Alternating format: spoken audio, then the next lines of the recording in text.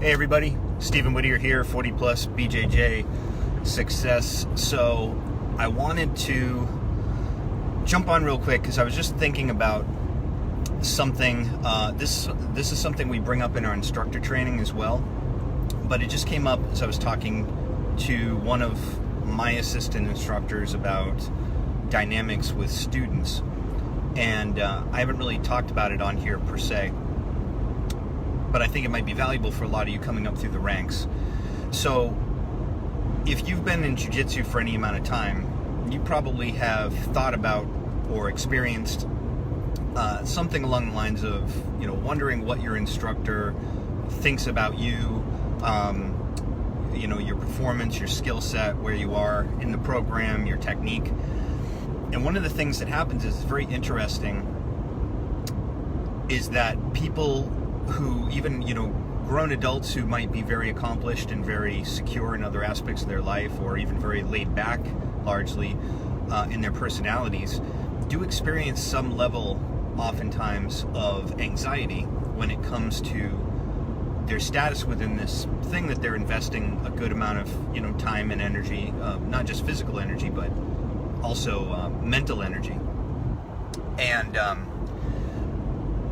when you're in that situation, oftentimes it's especially true in the first few years, but even so, like even coming up when you're looking to make a big the hump belt, get a purple belt, or if you're a purple belt and now you're thinking about getting to the really higher level belts, brown and then eventually black, even then it can come into play where you're wondering, what does my coach think? And so how that manifests often during regular practice, and I think everybody who's been in jiu-jitsu for a while can probably relate to this, is that phenomenon, like you're walking around and you're thinking that as your coach gets close to you, as they're making the rounds in class, doing corrections and tweaks and everything like that on what people are practicing, that as they're looking at you, you feel like you're being not just helped, but on some level judged.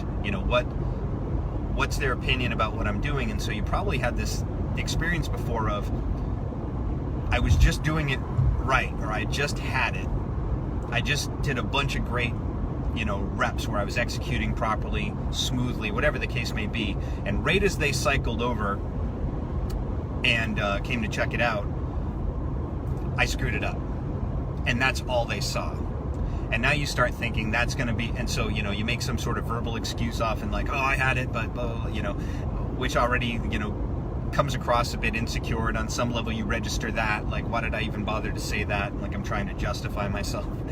And so on and so forth. Like, I've done it too. Now I'm just at the point where if I'm learning something new and somebody walks over and sees me flub it, even if I did it before and maybe I had a brain fart or something, the only difference now is I just roll with it. I was like, of course you come over right as I fuck it up. And I just make a joke because I just know the process so much, so I don't attach to it. But in the beginning it's hard because you really want to show all this work you put in. You really want to demonstrate your commitment and your skill. You want to let them know that I'm getting there, like I'm doing well, and we like that feedback. Okay, so my main advice on that, because as small of a thing as that seems, it's more just a mundane daily type of dynamic, is these things start to add up. And I've seen students who are the type that would be a little more articulate about their feelings or their anxieties will kind of talk about, oh, I don't know if coach saw, but I screwed up, and they start to just like nitpick every single nuance of every role that they did that day and how they were matching up with this person versus the other person, not in a bragging way, but like just they're so hyper focused on every little minutia, and that's a form of anxiety. So my best advice to you is, in most cases, especially if you're talking about me personally and what I try and instill in my own instructors, is we're not paying that close attention, right? Meaning it's not that we're not paying attention to helping you, but we're not paying that close attention insofar as we walk around, if I see somebody screw something up, even if I see somebody roll, if I see in one of my higher level belts get submitted by something that a lower level belt is doing, and all of a sudden, You get the thing where the upper belt looks over in horror, so like, my coach just saw that. Relax. I am not making judgments based on what I just saw at all. The only thing I'm concerned is what's going on in the present moment as pertains to your technique. And then if I happen to see something, or you control your body, or how much tension you're using, or something like that. But as I see patterns emerge, where I see habits, then I'll really be more likely to say something. But otherwise, you have to give people, as a coach, the opportunity to experiment, to feel, and ultimately to fail, right? To make those mistakes, to struggle with things, and then work through them. And it's very, very common. So now I'm kind of flipping the script and talking from a coaching perspective, or advice for people that teach, is don't overcoach. When you're teaching information, you need to lay it out clearly, concisely, and make sure that it's communicated in a way that is very effective for your students to absorb the information, and hopefully you're teaching material that it applies to everybody in the room, not something that's so idiosyncratic to your own style or particular style of play that's going to alienate some of your students. I've spoken about that before if you've been following me for any amount of time.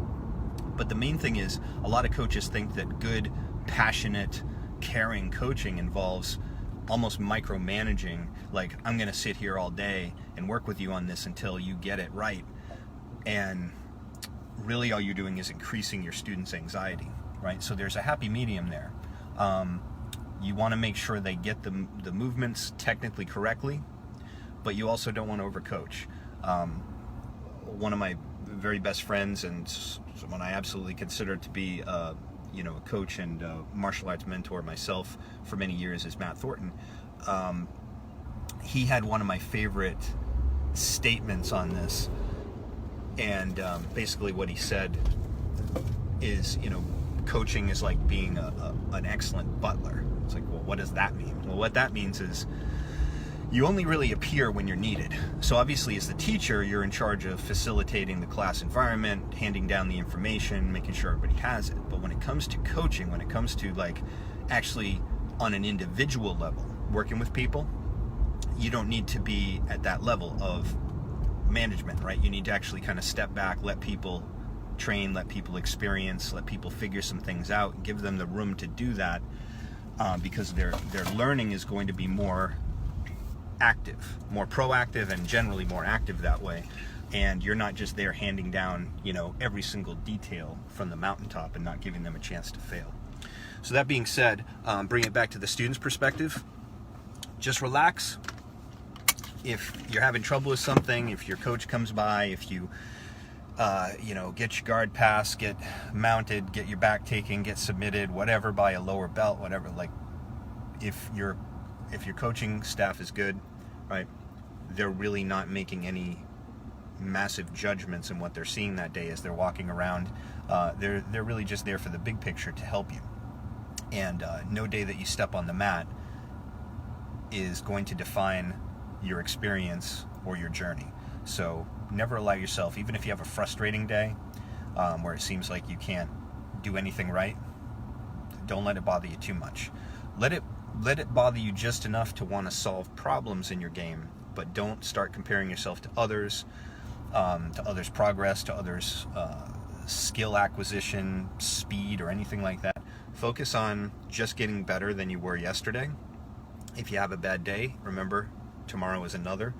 And don't worry too much about what your coaches are thinking, because if you're just consistent, your attitude is great, and you're putting in the work, and you're looking at jiu-jitsu with love and just trying to like enjoy it, get better at it, become more efficient, make it more effortless, and just in general keep showing up and doing it, it will all get there.